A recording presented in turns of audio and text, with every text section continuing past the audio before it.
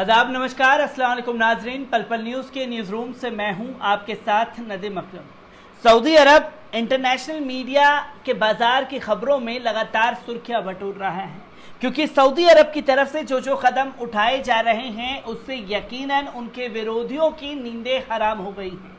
क्योंकि पहले सऊदी अरब ने अमेरिका को आईना दिखाया और फिर सऊदी अरब द्वारा ईरान के साथ परमाणु समझौते को लेकर के वार्ता की गई, जहां अमेरिका लगातार दबाव बनाता रहा कि आपको इस वार्ता को नहीं अंजाम देना है, पर फिर भी सऊदी अरब ईरान से वार्ता पर अड़ा हुआ है। और जो ईरान और सऊदी अरब के संबंध बिगड़े हैं अमेरिका के चलते, उसे सुधारने की कोशिश की जा रही है, पर वहीं यूएई और सऊदी के जो संबंध हैं वो लगातार बिगड़ते जा रहे हैं। और यूएई किस तरीके से काम कर रहा है वो भी किसी से छुपा हुआ नहीं है। जहां पूरी दुनिया फिलिस्तीन और इजराइल के जंग में इजराइल का विरोध कर रही थी, तो गुपचुप तरीके से यूएई खुल करके समर्थन कर रहा था इजराइल का। और फिर जिस तरह से 5000 इजरायलियों को जगह दी गई, यूएई में नागरिकता दी गई, उस पर भी बवाल मचा है। और उस पर क्या कुछ हुआ है इसके बारे में भी बात की जाएगी, क्योंकि यूएई लगातार जो है वो मुसलमानों के साथ वादा खिलाफी करके उनकी पीठ में छुरा घोंपने का काम कर रहा है। पर इस बीच सऊदी अरब और यूएई के बीच एक जंग का माहौल बन रहा है। दोनों देशों के बीच टकराव पड़ गया है। ये टकराव क्यों बढ़ रहा है, एक बार इस पर नजर डालते हैं।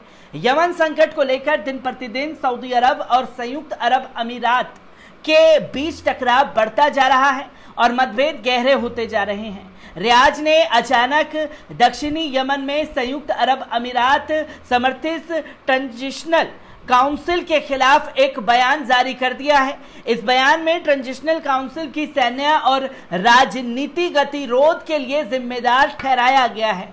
वास्तव में यह बयान सऊदी अरब समर्थित गुटों के लिए यमन में यूएई के हितों पर हमलों के लिए हरी झंडी की तरह से है। सऊदी समर्थन प्राप्त गुटों ने भी इस सिग्नल के तुरंत बाद ट्रांजिशनल काउंसिल के नियंत्रण वाले एक शहर पर हमला करके उस पर कब्जा कर लिया। टीकाकारों का मानना है कि यमन में सऊदी अरब और इमारात हितों का टकराव अब इस चरण में पहुंच गया है कि रियाद ने अबू धाबी के खिलाफ एक प्रकार से खुली लड़ाई का ऐलान कर दिया है। हालिया दिनों में दोनों देशों के बीच कुछ ऐसे घटनाक्रम घटे हैं जिनसे इस टकराव की पुष्टि होती है। रियाद ने यूएई में आने वाली अपनी सभी उड़ानों को रद्द कर दिया।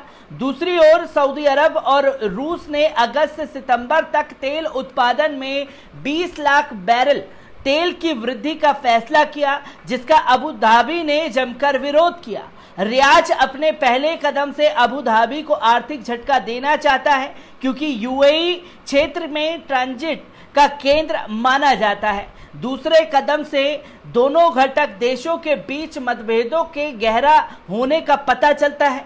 दोनों देशों के बीच टकराव को अधिक बढ़ने से रोकने के लिए शनिवार को कुवैत ने कमर कसी है, लेकिन देखना यह है कि हितों के टकराव और अबू धाबी द्वारा दूसरे देशों के इलाके पर कब्जा की भूख के सपने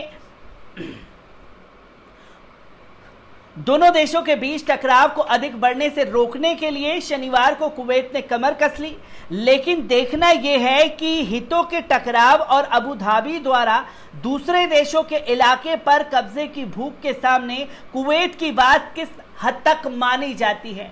जहां अबू धाबी यानी कि बात की जाए यूएई लगातार जो है अवैध जमीनों पर कब्जा यमन के कर रहा है, जिसका विरोध और यमन और सऊदी अरब के बीच एक जंग चल रही है और दोनों देशों के बीच जो टकराव पैदा हो रहा है वो अपने अपने हितों के लिए हो रहा है। जहां यूएई लगातार जो है आंखें दिखाने का काम कर रहा है, पर सऊदी अरब की तरफ से उसे मुंहतोड़ जवाब मिल रहा है। हालिया घटनाक्रम के हिसाब से देखा जाए तो सऊदी अरब और खासतौर पर यूएई एक बड़े जंग के टकराव की ओर बढ़ रहे हैं और दोनों देशों के बीच ये तनातनी भी चल रही है। और यूएई से काफी जो मुस्लिम देश हैं वो नाखुश हैं, क्योंकि इजराइल का जिस तरह से उसने समर्थन किया वो किसी से छुपा हुआ नहीं है और 5000 इजरायलियों को यूएई की नागरिकता नागरिकता देना इस्लाम मजहब और मुसलमानों के साथ गद्दारी जैसा कदम भी यूएई द्वारा उठाया गया है। फिलिस्तीन के जिहादी इस्लामी आंदोलन ने संयुक्त अरब अमीरात द्वारा 5000 जायोनियों को नागरिकता दिए जाने की कड़ी निंदा की।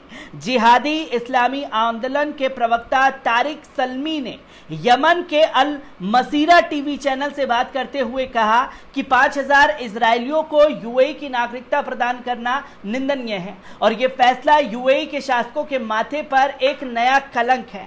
उन्होंने इजराइल के साथ साठगांठ करने वाले अरब शासकों से कहा है कि वे अपनी नीति पर पुनर्विचार करें, क्योंकि हालिया गाजा इजराइल युद्ध में जायोनी शासियों की पराजय स्पष्ट हो गई है। याद रहे कि हाल ही में अमीरात लीक्स नामक एक वेबसाइट ने खुलासा किया था कि पिछले 3 महीनों के दौरान यूएई ने 5000 इजरायलियों को नागरिकता प्रदान की है। अमेरिका के पूर्व राष्ट्रपति डोनाल्ड ट्रंप की मध्यस्थता से यूएई और बहरीन ने पिछले साल सितंबर में इजराइल के साथ संबंधों को सामान्य बनाने वाला समझौता कर लिया था, जिसकी इस्लामी जगत में कड़ी आलोचना हुई थी और फिलिस्तीनियों ने इसे अपनी पीठ में छुरा घोंपना बताया था।